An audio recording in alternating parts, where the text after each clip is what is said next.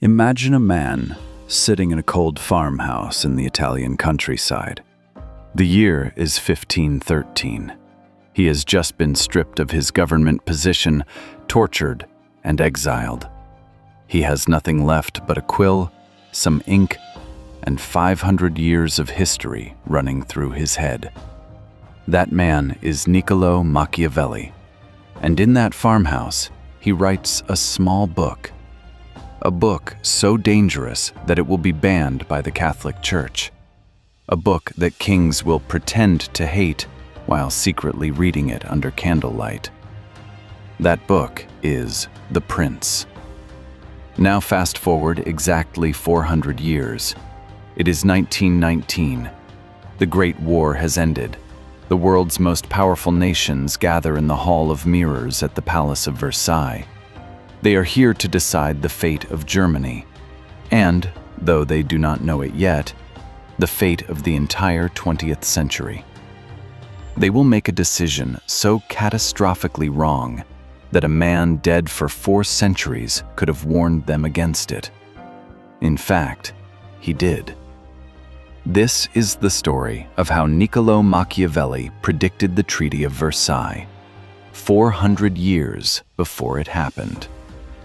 To understand the prediction, you need to understand the man. Niccolo Machiavelli was born in Florence in 1469, during one of the most politically turbulent periods in European history. Italy at the time was not a unified country. It was a patchwork of city-states, duchies, and republics, all constantly at war with each other, all hiring mercenary armies, all backstabbing, all scheming. Machiavelli watched this chaos for decades as a diplomat and civil servant. He met kings, popes, and warlords. He observed how power actually worked, not how philosophers said it should work, but how it really worked. In the dirt, in the blood, in the cold mathematics of survival. When he finally sat down to write, he did not write a fairy tale about virtuous rulers. He wrote a manual. The Prince is a guidebook for how to seize power, keep it, and avoid the mistakes that destroy empires. And one of its most critical lessons is about what to do with your enemies after you defeat them. Machiavelli's answer is brutally simple, and it is the answer that the Allied powers at Versailles catastrophically ignored. Let us go directly to the text. In Chapter 3 of The Prince, Machiavelli discusses how a ruler should handle conquered territories and defeated rivals. He lays out a critical choice, and that choice has only 2 valid options. Option 1. Destroy them completely. Remove them from the equation entirely. Crush them so thoroughly that they cannot recover and pose a future threat. Option 2. Treat them so generously that they become your loyal allies. Absorb them into your sphere. Give them reasons to support you. Make their survival dependent on your success.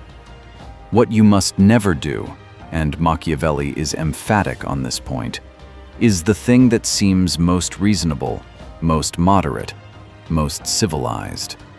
You must never wound an enemy just enough to make them angry, but not enough to make them helpless. In his own words, men must either be caressed or annihilated. They will revenge themselves for small injuries, but cannot do so for great ones. Read that again slowly. Men must either be caressed or annihilated. They will revenge themselves for small injuries, but cannot do so for great ones. Machiavelli is saying this: if you hurt someone badly enough, they cannot hurt you back. But if you hurt them just enough, if you humiliate them, impoverish them, wound their pride, you create something far more dangerous than an enemy. You create a motivated enemy. An angry, organized, burning enemy who dreams of nothing else but making you pay. He is describing, with perfect precision, exactly what the Treaty of Versailles did to Germany in 1919. Let us go back to that hall of mirrors. The First World War had ended in November 1918. Over 17 million people were dead. Entire generations had been erased from the map of Europe. The victorious Allied powers, Britain, France, the United States, and Italy, now had to decide what to do with Germany. France, led by Prime Minister Georges Clemenceau, wanted to crush Germany permanently. He had watched his country be invaded twice in his lifetime, and he was not interested in mercy. He wanted reparations. He wanted disarmament. He wanted Germany on its knees for generations. The United States, led by President Woodrow Wilson, had a more idealistic vision. He proposed his 14 points, a framework built on self-determination, open diplomacy, and justice. He wanted a fair peace, a peace that would not create resentment. Britain sat somewhere in the middle. What emerged from the negotiations was a compromise, which is precisely the problem. It was not harsh enough to permanently disable Germany, and it was not generous enough to create goodwill. It was, in Machiavellian terms, the worst of both worlds. It was the small injury. The Treaty of Versailles, signed on June 28, 1919, imposed 5 categories of punishment on Germany. And each one falls precisely into the trap Machiavelli had described. First, the War Guilt Clause. Article 231 of the treaty forced Germany to accept total and complete responsibility for starting the war. This was not just a legal clause. It was a humiliation. It told 65 million Germans that everything was their fault.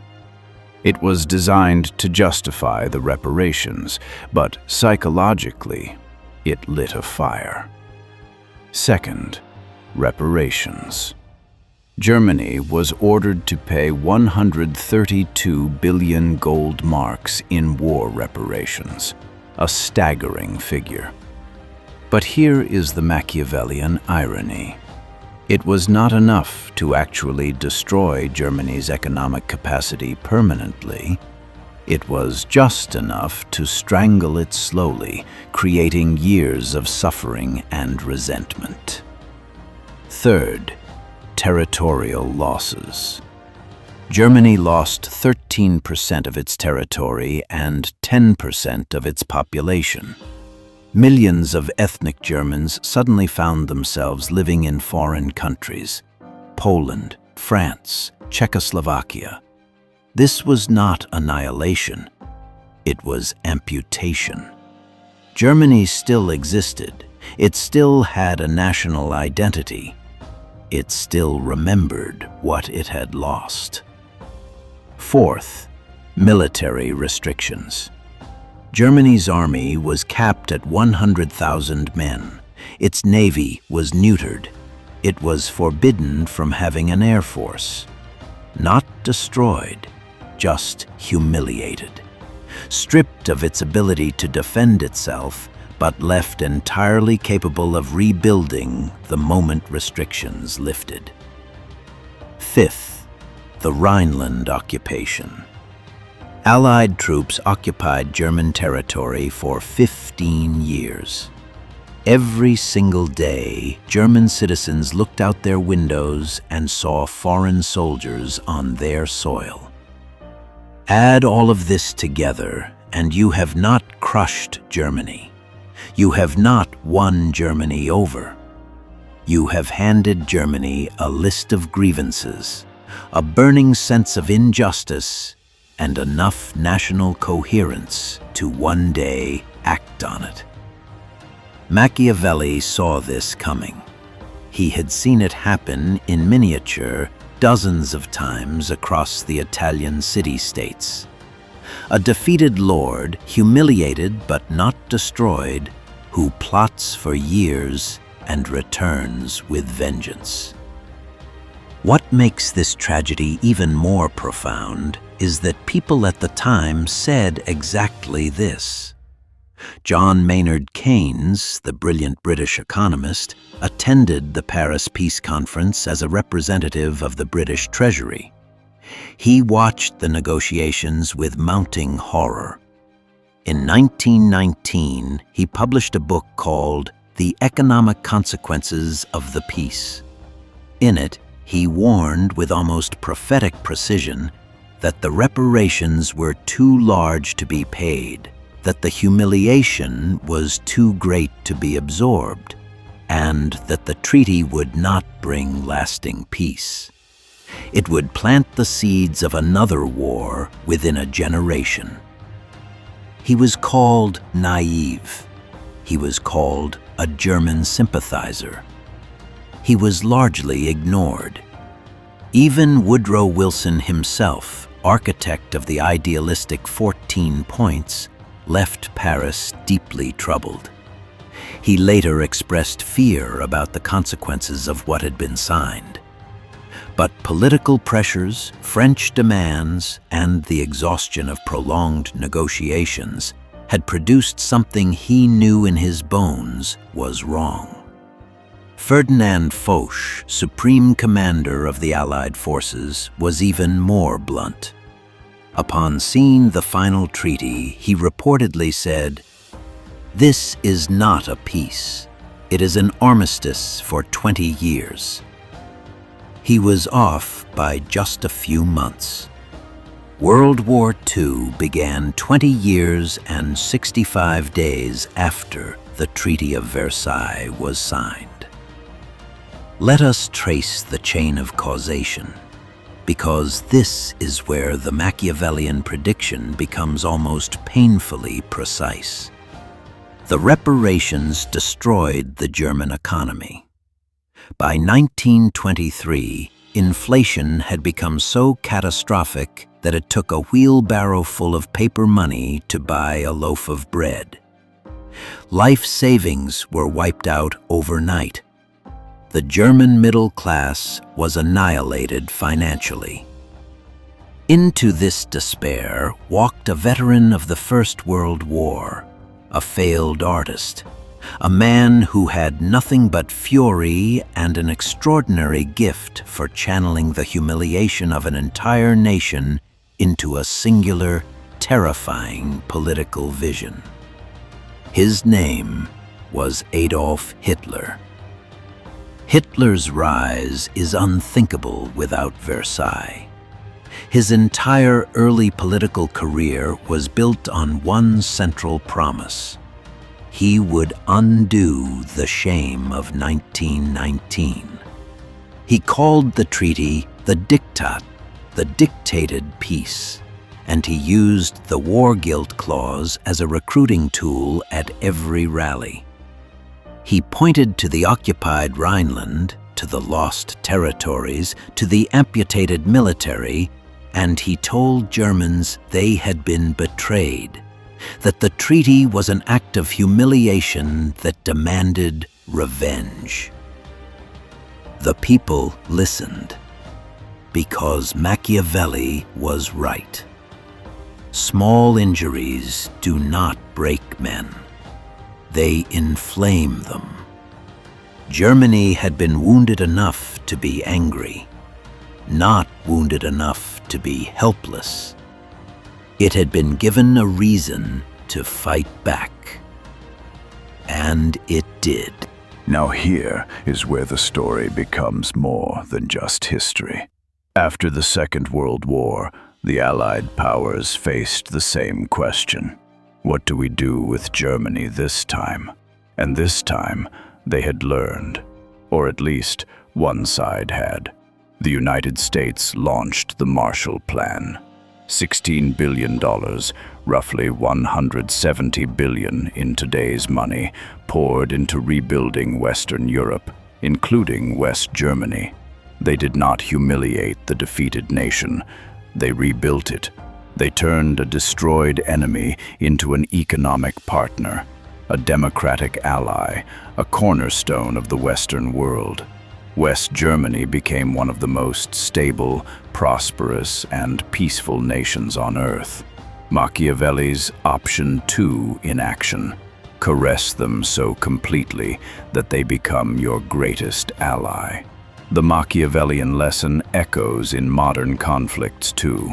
Every time a powerful nation wins a war and then imposes punishing conditions that create resentment without achieving genuine security, the ghost of Versailles reappears.